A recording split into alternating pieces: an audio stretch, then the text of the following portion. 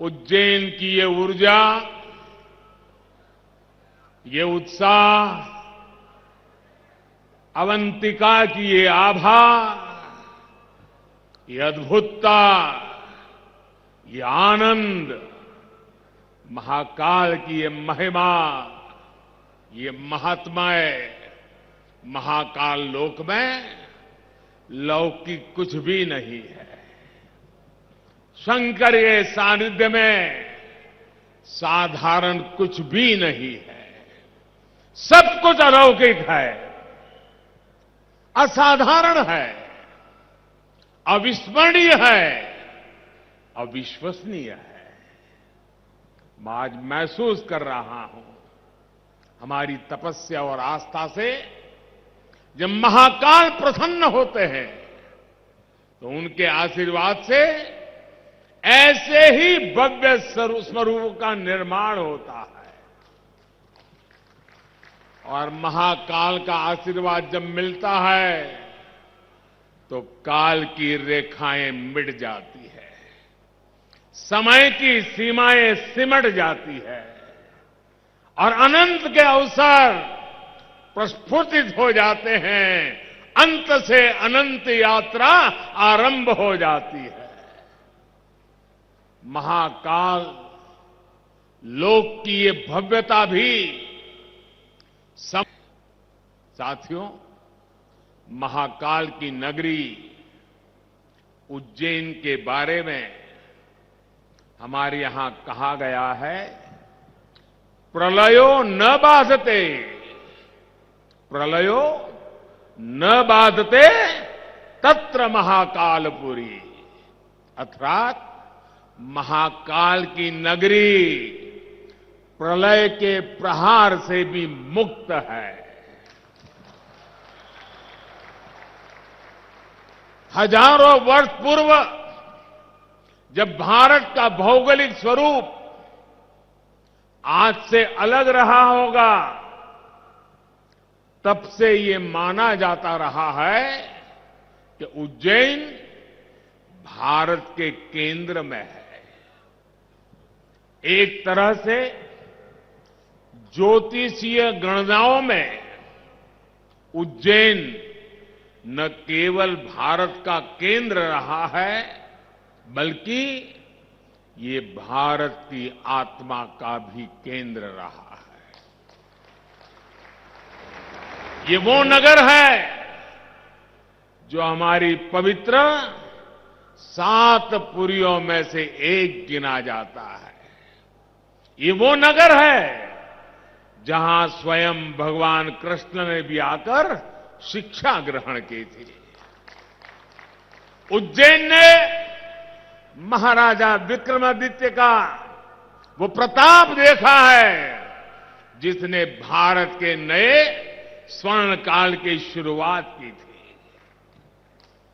महाकाल की इस धरती से विक्रम संवत के रूप में भारतीय काल गणना का एक नया अध्याय शुरू हुआ था। उज्जैन के क्षण क्षण में, पल पल में इतिहास सिमटा हुआ है। कण कण में आध्यात्म समाया हुआ है और कोने कोने में ईश्वरीय ऊर्जा संचारित हो रही है।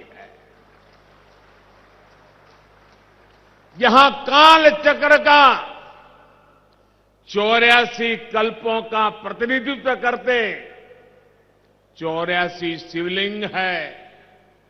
यहां 4 महावीर है, 6 विनायक है, 8 भैरव है, 8 मातृकाएं हैं, 9 ग्रह है, 10 विष्णु है, 11 रुद्र है, 12 आदित्य है, 24 देवियां है और 88 तीर्थ है।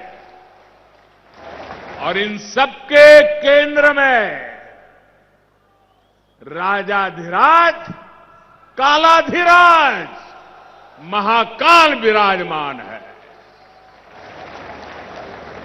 यानी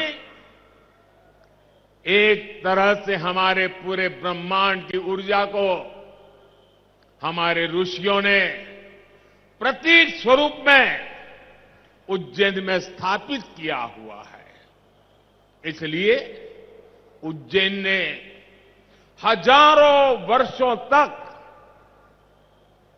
भारत की संपन्नता और समृद्धि का, ज्ञान और गरिमा का, सभ्यता और साहित्य का नेतृत्व किया है। इस नागरी का वास्तु कैसा था, वैभव कैसा था, शिल्प कैसा था, सौंदर्य कैसा था, इसके दर्शन हमें महाकवि कालिदास के मेघदूतम में होते हैं। बाण भट्ट जैसे कवियों के काव्यों में यहां की संस्कृति और परंपराओं का चित्रण हमें आज भी मिलता है। यही नहीं, मध्यकाल के लेखकों ने भी यहां के स्थापत्य और वास्तुकला का गुणगान किया है।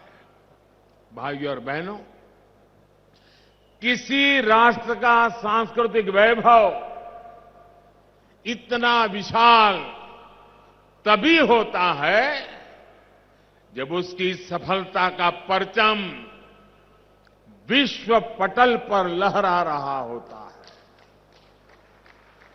और सफलता के शिखर तक पहुंचने के लिए भी ये जरूरी है कि राष्ट्र अपने सांस्कृतिक उत्कर्ष को छुए, अपनी पहचान के साथ गौरव से सर उठा करके खड़ा हो जाए। महाकाल लोक में ये परंपरा उतने ही प्रभावी ढंग से कला और शिल्प के द्वारा उकेरी गई है। ये पूरा मंदिर प्रांगण शिव पुराण की कथाओं के आधार पर तैयार किया गया है।